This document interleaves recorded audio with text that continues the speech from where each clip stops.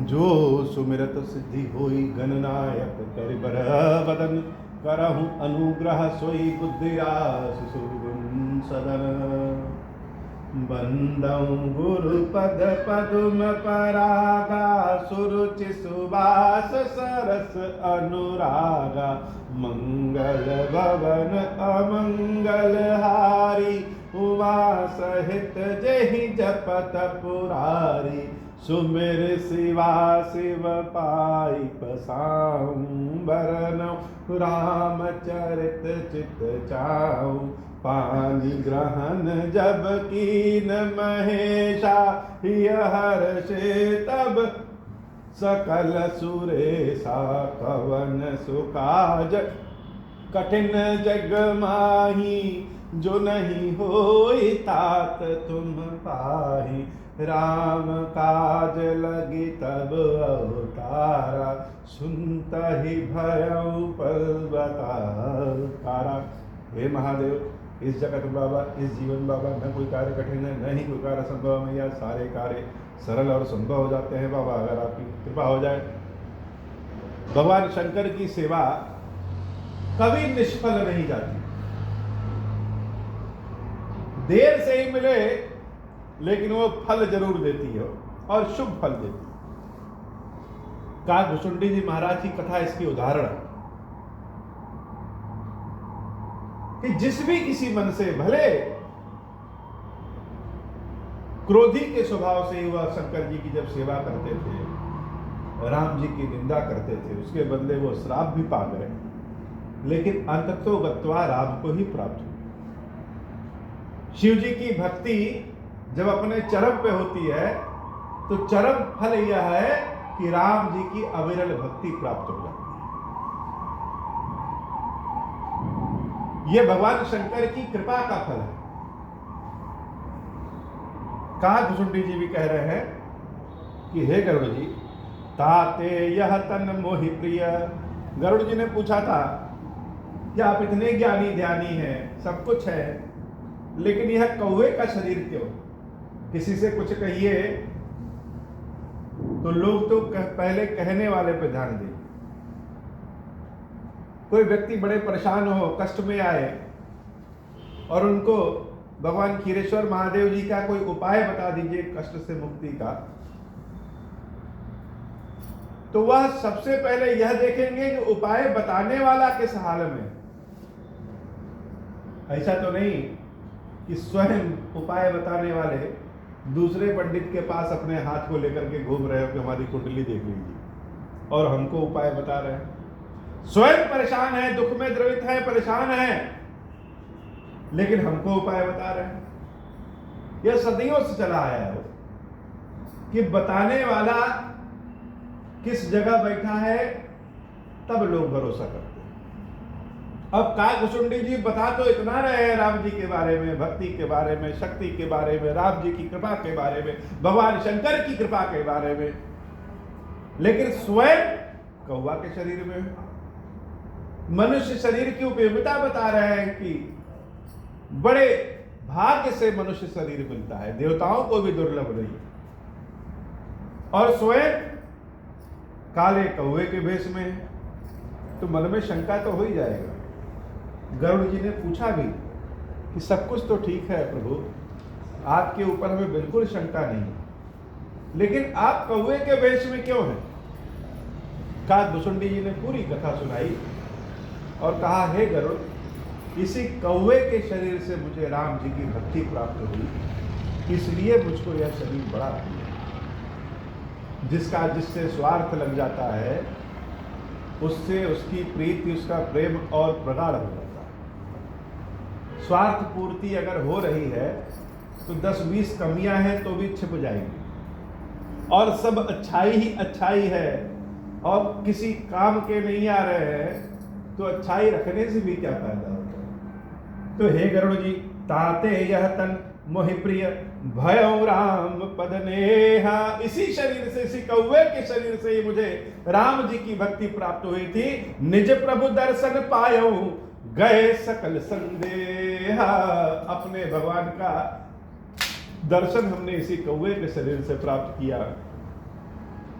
सारा संदेह हमारा चला गया, इसलिए हमको यह कौवे का शरीर बड़ा प्रिय है। भगति पक्ष हठ करिद रहूं दीन महर्षि श्राप। हमारा मत ही सही है, अपनी भक्ति के पक्ष के लिए हमने हठ किया, इसलिए महर्षि ने मुझे घोर श्राप दिया।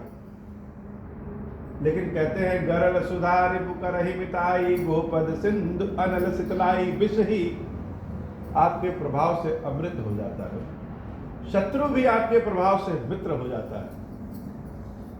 हे गरुड़ जी, यद्यपि लोमश ऋषि ने मुझे महाश्राप दिया कि जाओ कौआ हो जाओ, लेकिन उसके बाद उन्हीं लोमश ऋषि ने जब आशीर्वाद देना शुरू किया, मुनि दुर्लभ बर पायऊं देखूं भजन प्रताप। दुर्लभ दुर्लभ वरदान भगवान की कृपा से लोमश ऋषि ने दिया, जो लोगों को मिल नहीं सकता, वह दुर्लभ दुर्लभ वरदान दिया। वह कैसे दिया? वह इस राम जी के भजन के, राम जी की भक्ति के कारण दिया। अब हम लोग कथा में पहले सुन चुके कि क्या क्या वरदान लोमश ऋषि ने दिया। पहले तो श्राप दिया कि तुम्हारा स्वभाव कौवे की तरह है, तो जाओ तुम कौवा हो जाओ। लेकिन बाद में जब भगवान की कृपा से उनको दया आई और जान गए कि राम जी का परम भक्त है, तब उन्होंने बुला करके बड़ा सुंदर सुंदर वरदान दिया। और पहले का कहा, मुनि मोहि कछुक काल कह राखा और रामचरितमानस तब भाषा। तब रामचरितमानस के बारे में उन्होंने मुझे बताया। और रामचरितमानस, कौन सा रामचरितमानस बताया? और कहा, रामचरित सरगुप्त सुहावा शंभु प्रसाद तात में पावा। हे काकुचुंडी, जो भगवान शंकर ने प्रसाद स्वरूप में मुझे दिया था, वही रामचरितमानस हम तुमको बताए हैं। क्यों बताए हैं? तो ही निज भगत राम कर जानी। तुम राम जी के भक्त हो, यह जान करके बताए हैं। और इसलिए सब कुछ छिपाया नहीं, सब कुछ बता दिया, सब कुछ बता दिया। और जब उन्होंने वरदान देना शुरू किया, तो पहला वरदान जो दिया, राम भगत जिनके उर नाही कबहु न तात कहि तिन पाई कि मुनि मोहि विविध भांति समुझावा मैं सप्रेम मुनि पद सिरुनावा। राम निज कर कमल परसि मम सीसा हर्षित आशीष दीन मुनीसा। हर्षित होकर के, आनंद में आकर के उन्होंने, हमने मांगा नहीं, आनंद में आकर के उन्होंने स्वयं से वरदान दिया। शिव जी की भक्ति का परिणाम यह होता है कि राम जी की भक्ति मिल जाती है। तो पहला वरदान दिया, राम भगति अबिरल उर तोरे बसहि सदा प्रसाद अब मोरे। तुम्हारे हृदय में रामचंद्र जी की भक्ति सदैव वास करेगी, अविरल भक्ति वास करेगी। जैसे गंगा जी अविरल रूप से बहती रहती है, वैसे ही राम जी की भक्ति तुम्हारे हृदय में मेरे प्रसाद से, मेरे आशीर्वाद से, मेरी कृपा से सदैव बहती रहेगी। और तो और जब राम जी की भक्ति बहेगी तो क्या होगा? सदा राम प्रिय हो तुम सदा राम जी के प्यारे रहोगे। शुभ गुण भवन अमान, तुम्हारे हृदय में सदैव शुभ गुणों का वास होगा। काम रूप इच्छा मरण ज्ञान विराग निधान। अपने रूप से, अपने हिसाब से जब जो चाहोगे तुम वेश बदल लोगे। आज कौवा बनना चाहो कौवा बन जाओ, कल मनुष्य बनना चाहो मनुष्य बन जाओ, देवता का शरीर धारण करना चाहो देवता का शरीर धारण कर लो, हिरण हंस जो चाहो वह बन जाओ। तो काम रूप होने का आशीर्वाद दिया, मन चाहा शरीर प्राप्त करने का आशीर्वाद दिया। इच्छा मरण, इच्छा से तुम्हारे मृत्यु होगी। जब तुम्हारा मन करेगा कि अब हमको इस शरीर का त्याग कर देना चाहिए, तभी तुम्हारी मृत्यु होगी। यमराज भी तुम्हारे पास नहीं आएंगे। ज्ञान विराग निधान, बहुत सारा ज्ञान वैराग्य के तुम निधान हो जाओगे। तो पहला आशीर्वाद राम जी की अविरल भक्ति, दूसरा आशीर्वाद हृदय में सदैव शुभ गुण, तीसरा आशीर्वाद इच्छा रूपी शरीर धारण कर सकते हैं, चौथा आशीर्वाद अपनी इच्छा के साथ ही बनेंगे, बिना इच्छा के यमराज भी नहीं आ सकते, पांचवा ज्ञान बहुत सारा, छठा वैराग्य के निधान बहुत सारा, सब कुछ की निधियां मिल जाएंगी तुमको। और तो और यही नहीं, जही आश्रम तुम बस, जिस आश्रम में तुम रहोगे पुण्य सुमिरत श्री भगवंत, वहां पे भगवान का नाम का अगर सुमिरन करोगे तो उस आश्रम के 1 योजन तक अविद्या कभी आएगी नहीं। तुम्हारे आश्रम में जो पहुंचेगा बड़ा शांति पाएगा, ज्ञान प्राप्त हो जाएगा। यह 7वां आशीर्वाद भी बड़ा बढ़िया था। तो पहला आशीर्वाद भगवान राम जी की अविरल भक्ति, याद कर लीजिए। कौन याद कर ले? मन याद कर ले कि पहला आशीर्वाद राम जी की अविरल भक्ति, और जहां पे राम जी की अविरल भक्ति रहेगी उस हृदय में शुभ गुण तो अपने रहेगा। खट्टा और दूध एक साथ रखेंगे, दूध फट जाएगा। तो हृदय में अगर राम की भक्ति है तो छल कपट तो अपने आप सब दूर हो जाते हो। छल कपट को रखेंगे तो राम जी की भक्ति नहीं मिलेगी। तो पहला आशीर्वाद राम जी की अविरल भक्ति। दूसरा आशीर्वाद शुभ गुण सदैव हृदय में बसेंगे। तीसरा आशीर्वाद राम जी के तुम सदा प्रिय होगे। चौथा आशीर्वाद अपने अनुसार शरीर धारण कर सकते हो। पांचवा आशीर्वाद जब चाहोगे तभी तुम्हारी मृत्यु होगी। छठा आशीर्वाद ज्ञान और वैराग्य के निधान हो जाओगे। सातवां आशीर्वाद जहां पे तुम्हारा वास होगा, जिस आश्रम में तुम निवास करोगे उस आश्रम के 1 योजन परिधि तक अविद्या रहेगी ही नहीं, केवल विद्या विद्या रहेगी। यह 7वां आशीर्वाद है। और 8वां आशीर्वाद क्या होगा? 8वां आशीर्वाद, किसी भी अच्छी चीज को हम रख दें कुछ दिन तक तो धूल गंदगी उस पर भरी हो जाता है। न साफ करिए तो सोना भी धूल गंदगी से युक्त हो जाए। उसी तरह से हमारे मन में, हमारे हृदय में भी धूल गंदगी आ जाती हो तो समय समय पे सब चीज की सफाई करनी चाहिए। लोमस ऋषि ने 8वां आशीर्वाद जो दिया काकभुसुंडी जी महाराज को, बड़ा निर्मल आशीर्वाद था कि कभी कोई गंदगी तुम्हारे मन में आएगी ही। काल कर्म गुण दोष स्वभाव, काल और समय का, अपने कर्म का गुण और दोष होता है। जैसे हम घी वाला पराठा खाएं तो उसका गुण है कि स्वाद बड़ा अच्छा लगेगा, और दोष यह होगा कि ज्यादा खा लेंगे तो नुकसान भी कर सकता है। काकभुसुंडी जी के साथ यह हो ही नहीं सकता।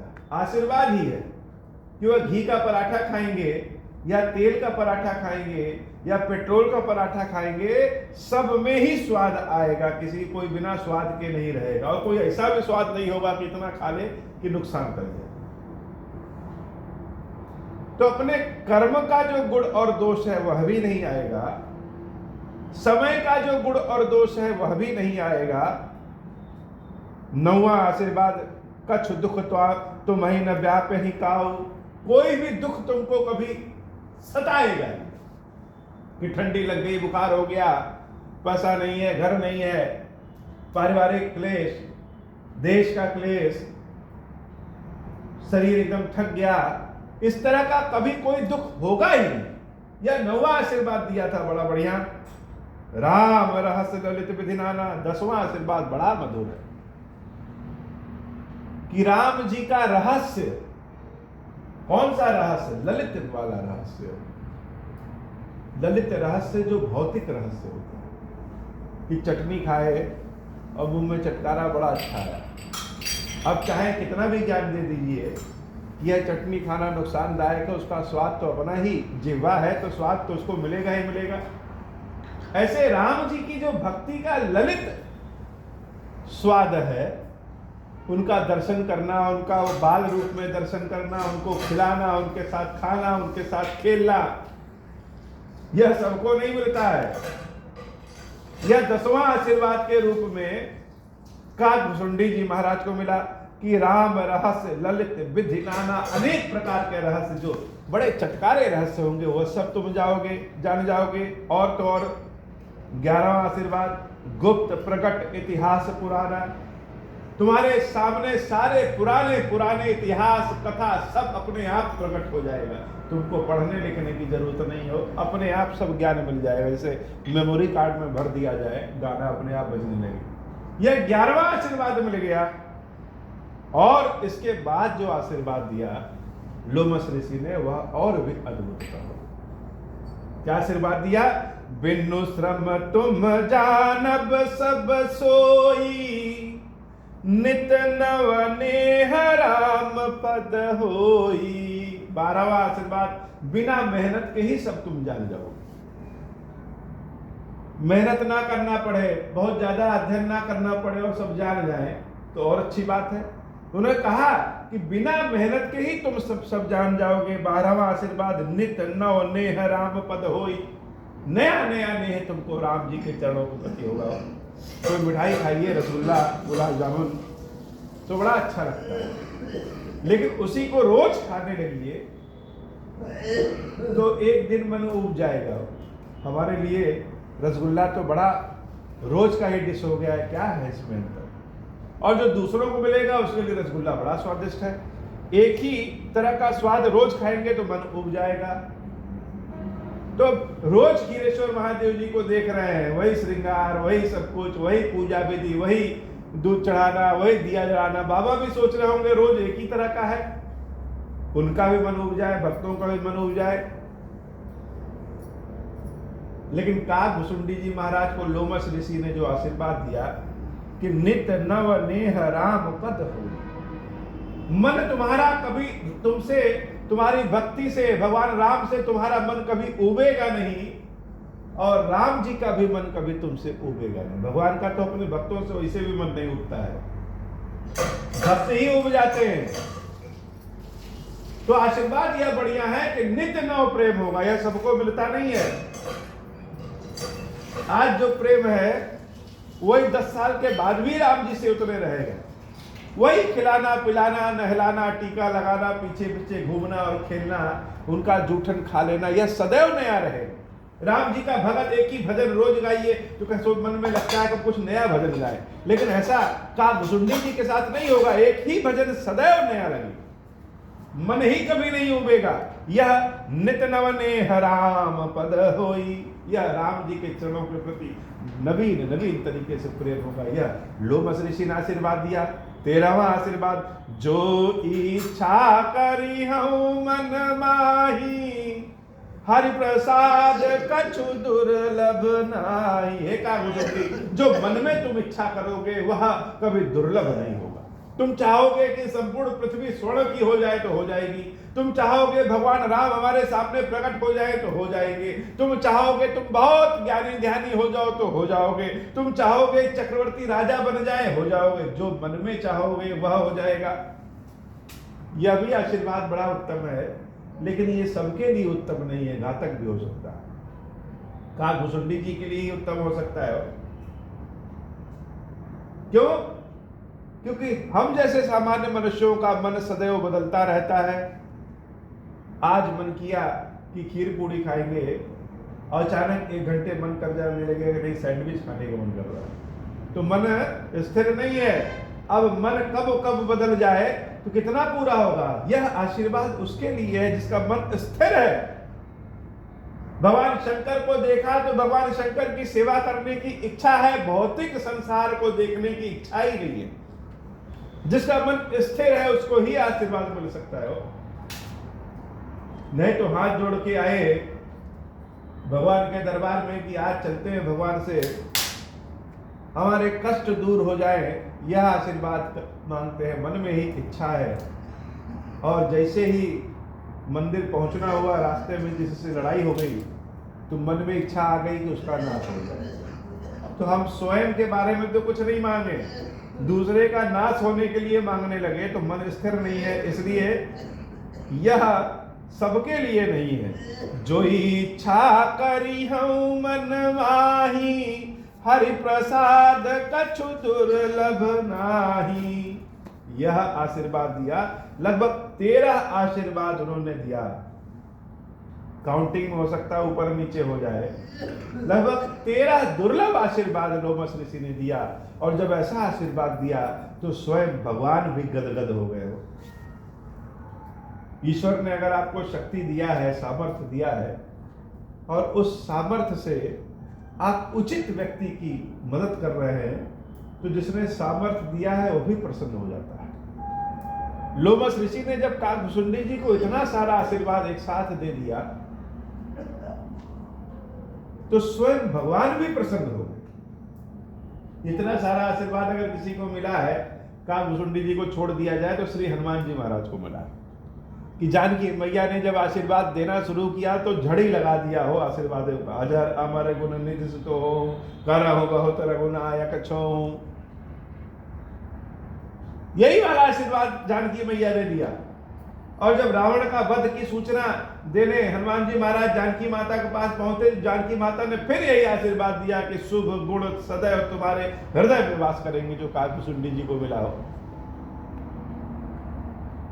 तो हनुमान जी महाराज जो आज हैं, वह देवी सीता के आशीर्वाद, उनकी कृपा से, और उनके बराबर फिर किसी को आशीर्वाद मिला तो काकभुसुंडी जी महाराज को आशीर्वाद मिला।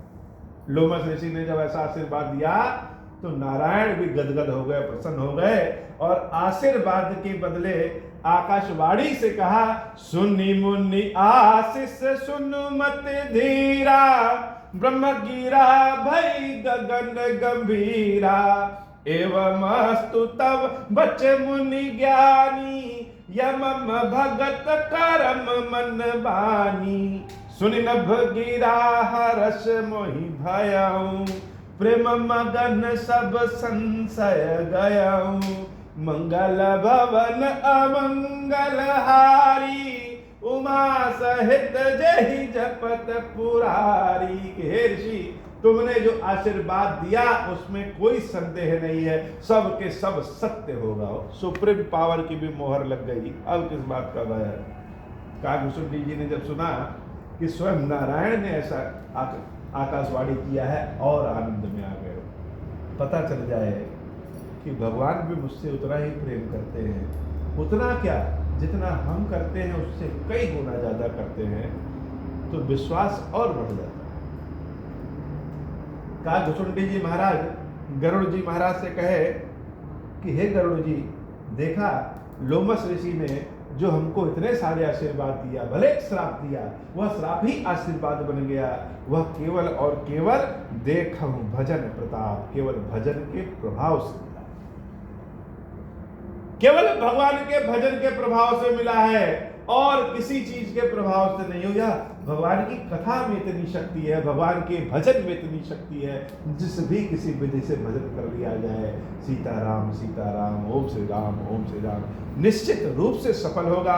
मंगल भवन अमंगल हारी, उमा सहित जहि जपत पुरारी, जे असी भगति जानी परिहरही, केवल ज्ञान हेतु श्रम करही, ते जड़ काम धेनु गृह त्यागी, खोजत आप फिरहि पैलागी, मंगल भवन अमंगल हारी, उमा सहित जहि जपत पुरारी। हे गरुड़, ऐसी भक्ति जो भगवान को प्रिय है, ऐसी भक्ति को जो जान बूझ करके छोड़ देता है और मेहनत केवल ज्ञान ज्ञान ज्ञान ज्ञान ज्ञान के लिए करता है, वह महामूर्ख है। वह समझ लो कि घर पे जो कामधेनु खड़ी है उसके दूध को छोड़ करके और मदार के पेड़ को खोज रहा है कि उससे कहीं दूध मिल जाए। यह भक्ति तो कामधेनु है और बड़ी आसान है, कुछ करने नहीं है, ताली बजाओ और सीताराम सीताराम कहो, यही भजन हो गया, यही भक्ति हो गई, बड़ी आसान भक्ति है। सुन खगेश हरि भगति बिहाई, जे सुख चाहई आन उपाई, ते 60 महासिंधु बिनु तरनी, पैरी भार चाहई जड़ करनी। सुनि भुसुंडी के बचन भवानी, बोले गरुड़ हर्षि मृदुबानी, तब प्रसाद प्रभु मम उर्माही, संशय शोक मोह भ्रम नाही। सुने पुनीत राम गुण ग्रामा, तुम्हारी कृपा लहू विश्रामा। एक बात प्रभु पूछूं तो ही, कहूँ बुझाई कृपा निधि मोही। मंगल भवन अमंगल हारी, उमा सहित जहि जपत पुरारी। गरुड़ जी से काकभूषण जी कहते हैं कि हे गरुड़, अगर कोई यह सोच रहा है कि भगवान की भक्ति के बिना सुख छा लेंगे, कि बिना भक्ति किए हम सुखी हो जाएंगे, तो वह बहुत ही मूर्ख व्यक्ति, चाहे कितना भी ज्ञानी हो। बिना जहाज के वह सोच रहा है कि तैर करके महासागर को पार कर जाएंगे, ऐसा व्यक्ति है। और कलयुग में यह विशेषकर है। सुख भौतिक साधन जरूर देते हैं, लेकिन अनंत सुख जो है, सच्चा सुख जो है, वह भगवान की भक्ति ही देता है। इसलिए भगवान की भक्ति को छोड़ करके और किसी चीज की चाह न करिए। और किसी चीज की चाह करेंगे कुछ नहीं मिलेगा, भक्ति की चाह करेंगे सब कुछ मिल जाएगा।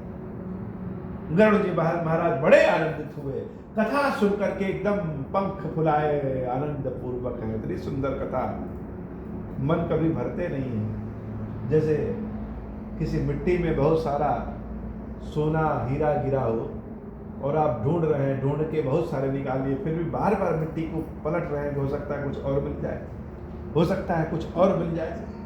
तो भक्ति की चाह रखने वाले, कथा की चाह रखने वाले, भगवान के भजन में, कीर्तन में, भगवान के चरणों में जिसने चाह रख लिया, मन रम गया है, और कहीं से वह कथा मिल रही है, भक्ति का वर्णन मिल रहा है, तो वह खोद खोद के पूछते हैं कि शायद कुछ रत्न और मिल जाए। हाथ जोड़ करके उन्होंने कहा कि हे प्रभु, बड़ा सुंदर कथा आपने सुनाया, लेकिन अब कोई कथा में संदेह नहीं और हम विश्राम भी लेना चाहते हैं। कथा ठीक है, सुन लिया, बहुत आपने मेहनत किया, मेरे कारण आपने सुनाया, लेकिन एक बात और बता दीजिए। जैसे और मिट्टी खोल दे, शायद सोना चांदी और मिल जाए कुछ हो, वैसे गरुड़ जी महाराज का मन ही नहीं भर रहा है, सोच रहे कुछ और मिल जाए। आज तो बड़े मुश्किल से कागभूषुंडी मिले, सब जान जाओ, सब पूछ जाओ, कुछ बचे ना। इसलिए एक बात प्रभु पूछे तो ही, कहूँ बुझाई कृपा निधि मोही। तो कहिए, कैसे कहिएगा? कहूँ बुझाई, सिर्फ कहिएगा नहीं कि अंग्रेजी में सारा भाषण दे जाइए और उनको कुछ समझ में ना आए। कहूँ बुझाई, ऐसा कहिए कि जो हमको, हमारे जैसे मंद बुद्धि, वो भी समझ में आ जाए। और क्या कहिए, क्या जानने की इच्छा किए गरुड़ जी महाराज? कह रहे हैं काकभूषुंडी से कि हे काकभूषुंडी जी, कहीं संत मुनि वेद पुराना, नहीं कछु दुर्लभ ज्ञान समाना। सोई मुनि तुम सन कहूँ गोसाई, नहीं आदर हूँ भगत की नाई। ज्ञान ही भगत ही अंतर केता, सकल कहूँ प्रभु कृपा निकेता। हे प्रभु, आप कह रहे हैं कि भक्ति बड़ी है, वो ज्ञानी भी महामूर्ख हैं जिनके पास भक्ति नहीं है, और सारा संसार ज्ञान के पीछे पड़ा है। संत वेद पुराण सब कह रहे हैं कि ज्ञान जैसा कुछ नहीं है, ज्ञान ही सब कुछ है, और आप कह रहे हैं ज्ञान कुछ है ये नहीं है, भक्ति ही सब कुछ है। यह बड़ा थोड़ा सा विरोधाभास है, मुझे समझ में नहीं आ रहा है। प्रभु यह बताइए कि ज्ञान और भक्ति में अंतर कैसा है? कैसा अंतर है ज्ञान और भक्ति में? यह हमको समझा करके कहिए कि अंतर कैसा है। गरुड़ जी महाराज के प्रश्न सुन करके काकभूषुंडी जी बड़े आनंदित हुए। किसी का प्रश्न किसी के हृदय के भाव को बता सकता है, उत्तर नहीं बता सकता, क्योंकि उत्तर तो प्रश्न के अनुरूप होगा, लेकिन हम प्रश्न क्या पूछ रहे हैं यह हमारे ज्ञान, ध्यान, भाव सबके बारे में बता देता है। अगर गरुड़ जी महाराज पूछ रहे हैं कि ज्ञान और भक्ति में अंतर कैसा, इसका मतलब कि उन्होंने कथा में श्रवण किया है, कथा का श्रवण किया है, कथा को सीख गए हैं, जान गए हैं, राम जी की कृपा जान गए हैं, इसलिए पूछ रहे हैं कि ज्ञान और भक्ति में अंतर कैसा। बड़े आनंद चित्त में आ गए हो। किसी विद्यार्थी को हम पढ़ा रहे हैं और उसको समझ में आने लगे तो विद्यार्थी से ज़्यादा आनंद शिक्षक को आ जाता है। अपने सामने पनपते आगे बढ़ते शिष्य को विद्यार्थी को एक शिक्षक, एक गुरु देखता है तो उसको बड़ा अच्छा लगता है। तो गरुड़ जी महाराज के प्रश्न को सुनकर के काकभुसुंडी जी बड़े आनंदित हो गए कि ज्ञानी और भक्त में अंतर कैसा, ज्ञान और भक्ति में अंतर कैसा। सुनि उर्गारी बचन सुख माना, सादर बोले काग सुजाना। भक्त ही ज्ञान ही नहीं कछु भेदा, उभय हारहि भव संभव खेदा। नाथ मुनीस कहई कछु अंतर, सावधान सो सुन विहंग बर। मंगल भवन अमंगल हारी, उमा सहित जहि जपत पुरारी। हे गरुड़ जी, ज्ञान और भक्ति में कोई विशेष अंतर नहीं, दोनों एक जैसे, और दोनों भव सागर के कष्ट का हरण कर लेते हैं। दोनों सामर्थ्यवान हैं, लेकिन फिर भी दोनों में कुछ अंतर है, मूलभूत अंतर है। उस अंतर को बड़े ध्यान पूर्वक, सावधान पूर्वक समझने की कोशिश करिए। सावधानी से नहीं समझेंगे तो कंफ्यूज हो जाएंगे। अंतर क्या है? काकभुसुंडी जी ने ज्ञान और भक्ति के अंतर की सारी व्याख्या बताई। बड़ा ही दुरूह और बहुत बड़ा है, लेकिन उसका जो मूल स्वरूप है, मूल स्वरूप क्या है? मूल स्वरूप यह है कि जैसे एक घी का दीपक जलाया और प्रकाश दे रहा है, और एक मणि का प्रकाश है, तो घी का दीपक जो प्रकाश देगा उसमें भी अध्ययन कर सकते हैं, और मणि का जो प्रकाश है उसमें भी अध्ययन कर सकते हैं। तो ज्ञान घी का दीपक है और मणि का प्रकाश भक्ति। अब घी का जो दीपक है वह घी बनाने के लिए पहले गाय ले आइए, उसके बाद उसको चारा खिलाइए, उसके बाद बछड़ा होगा तो उसके पैर को बांधिए, तब गाय का दूध निकालिए, फिर दूध को मथिए, गर्म करिए, गर्म करने के बाद ठंडा करिए, उसको मथनी से मथिए, मथने के बाद उसमें से मक्खन निकलेगा, मक्खन को सही तरीके से करेंगे तब घी निकलेगा, और घी को बस उसमें फिर बाती लगाएंगे, दीपक लगाएंगे, तब घी जलेगा और प्रकाश देगा। और कहीं हल्का सा हवा आया तो घी का दीपक तुरंत बुझ जाएगा। और मणि का प्रकाश क्या है कि हवा चले या आंधी चले, मणि का प्रकाश स्वयं है, वह हवा आंधी से बुझता नहीं है, और एक बार अगर मणि मिल गई तो जीवन पर्यंत रहेगी। घी तो आज खत्म हो गया, कल फिर लाना पड़ेगा। तो ज्ञान क्या है? वह घी का दीपक, हमेशा उसके लिए प्रयास करना पड़ता है, और कब ज्ञान अज्ञान में बदल जाए कोई नहीं जानता। आज के 20 साल के पहले जितने लोग ज्ञानी थे, जो टेप रिकॉर्डर बनाते थे, टीवी बनाते थे, आज उनका ज्ञान अज्ञान हो गया, जो नए तरह का ज्ञान नहीं लिया। यानी ज्ञान को हमेशा अपडेशन चाहिए, हमेशा अपडेट करना पड़ता है। लेकिन भक्ति क्या है? वह मणि का प्रकाश है। एक बार मणि अगर मिल गई तो सदैव वह प्रकाशित करेगी, और वह कभी भी ऐसा नहीं होगा कि हवा आया और हवा के कारण वह प्रकाश बंद हो जाए। तो भक्ति वह मणि का प्रकाश है, और ज्ञान दीपक का प्रकाश है। दोनों में पढ़ा जा सकता है, लेकिन दोनों में अंतर बस इतना ही। इसी को पूरे आगे विवेचना करके काकभुसुंडी जी महाराज ने गरुड़ जी को बताया है कि हे गरुड़ जी, यही अंतर है। ज्ञान विराग जोग विज्ञाना, ये सब पुरुष सुनहु हरि जाना। पुरुष प्रताप प्रबल सब भांति, अबला अबल सहज जड़ जाति। मंगल भवन अमंगल हारी, उमा सहित जहि जपत पुरारी। मंगल भवन अमंगल हारी, उमा सहित जहि जपत पुरारी।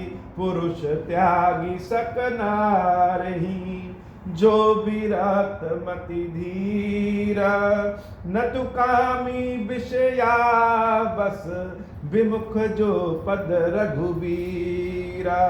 सो मुनि ज्ञान निधाना, मृगनयनी विदुमुख निरखी, विबस होई हरि जाना। नारी विष्णु माया प्रगट, मंगल भवन अमंगल हारी। उमा सहित जय जपत पुरारी। हे बाबा, आज की कथा इतनी ही। श्री खीरेश्वर महादेव जी, खीरेश्वरी भैया जी, हम सबके ऊपर बाबा कृपा करिए महादेव सुन। अब हो प्रसन्न प्रभु मोह पर, नाथ दीन पर नेहु। निज पद भगत देहु प्रभु, पुनि दूसर बर देहु। तब माया वश जीव जड़, संतत फिरहि भुलान। हम पर क्रोध न करिय प्रभु, कृपा सिंधु भगवान। शंकर दीन दयाल, अब हम पर हो कृपाल। साप अनुग्रह होई जय विधि, नाथ थोरहि काल। दीन दयाल बिरुद संभारी, हरहु नाथ मम संकट भारी। जय विधि होई नाथ हित मोरा, करहु सुबेगी जानि दास मैं तोरा।